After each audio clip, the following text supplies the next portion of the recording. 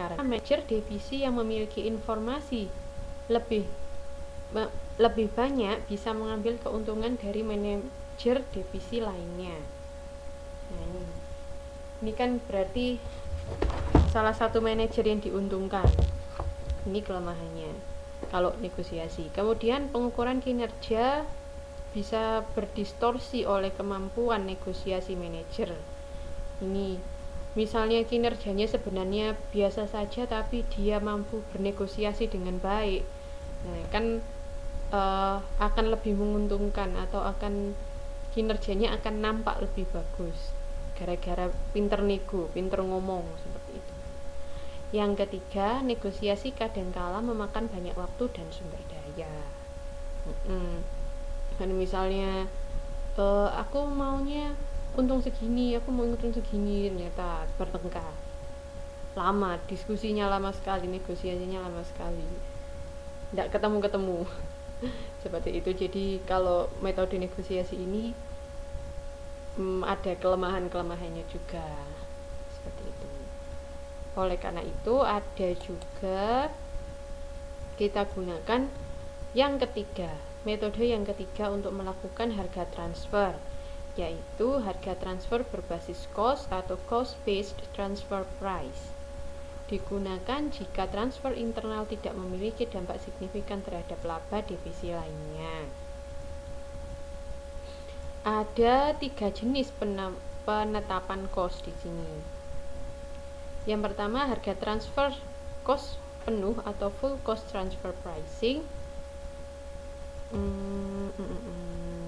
Rumusnya adalah harga bahan baku langsung ditambah tenaga kerja langsung ditambah overhead variabel ditambah overhead tetap.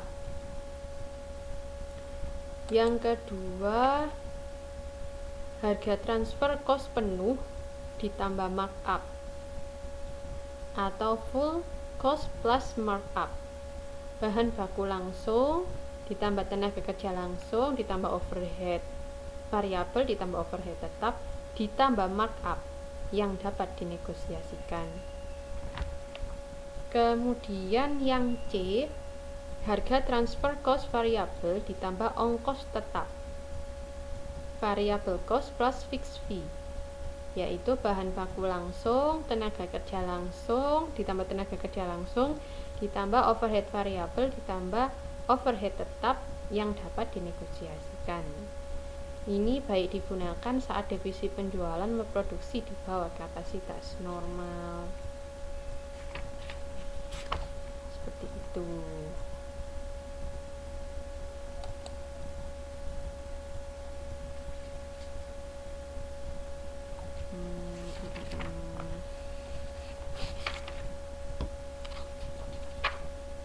Oke, kemudian penentuan metode harga transfer. Apakah ada pemasok di luar divisi internal perusahaan? Jika ada, maka perhatikan variable cost divisi penjualan. Jika tidak ada, maka gunakan negotiated transfer price.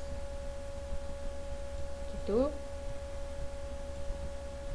Kemudian, apakah ada divisi penjualan beroperasi dengan kapasitas penuh? Jika iya, maka cost distribusi tidak dapat dihindarkan. Harga transfer sama dengan harga pasar. Jika divisi penjualan beroperasi dengan kapasitas penuh, maka cost distribusi yang dapat dihindarkan, maka gunakan maka disebut negotiated transfer price. Tapi jika tidak ada kapasitas jika kapasitasnya tidak penuh atau ada kapasitas menganggur, maka menggunakan negotiated transfer price. Gitu.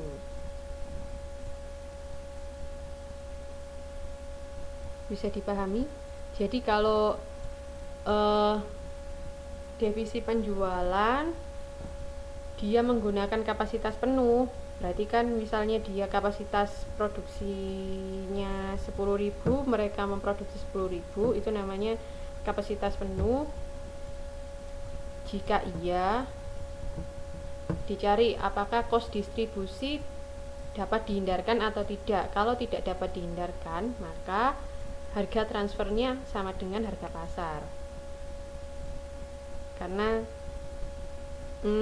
sama saja beli di dalam maupun beli di luar, biayanya atau harganya sama. Karena kalau di dalam ongkos, misalnya ada ongkos kirim, tetap dikeluarkan misalnya. Kalau divisi penjualan memproduksi kapasitas penuh tapi ada kos yang dapat dihindarkan, maka menggunakan negotiated transfer price yang A, yang pertama, model yang pertama, yang kos dapat dihindarkan. Kemudian yang C, kalau ada kapasitas menganggur, jadi kapasitas penuhnya divisi penjualan beroperasi dengan kapasitas penuh, tidak maksudnya di sini ada kapasitas menganggur, maka gunakan negotiated transfer price yang kedua, model yang kedua, kapasitas menganggur, ada kapasitas menganggur begitu. Kemudian yang ketiga, apakah transfer internal mempunyai dampak signifikan bagi laba divisi? Jika iya, maka menggunakan negotiated transfer price. Jika tidak, maka menggunakan cost based transfer price. Kalau cost based tadi ada beberapa jenis, bisa dilakukan, ada beberapa jenis cara menghitung kos. Nah, itu nanti dapat dilakukan jika transfer internalnya tidak berdampak signifikan pada laba divisi. Begitu teman-teman. Untuk modul 7 ini sampai di sini. Ada yang ditanyakan?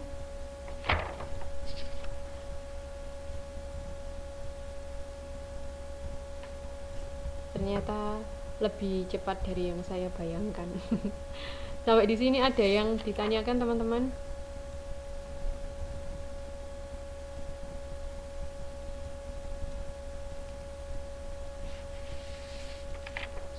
Dipahami ya? Bisa dipahami semua ya?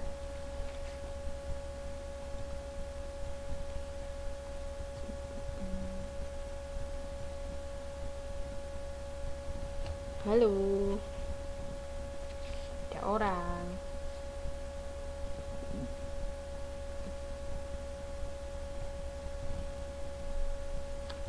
Oke,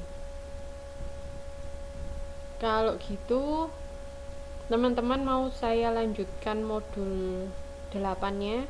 Mungkin modul 8 akan kita bahas satu kegiatan belajar, kemudian nanti saat TTM kita lanjutkan ke kegiatan belajar 2. Bagaimana?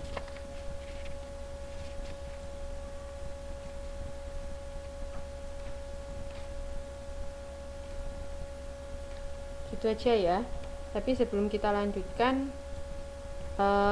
kita istirahat dulu. Nanti kita lanjutkan sambil saya upload yang modul 8. Kita istirahat 10 menit.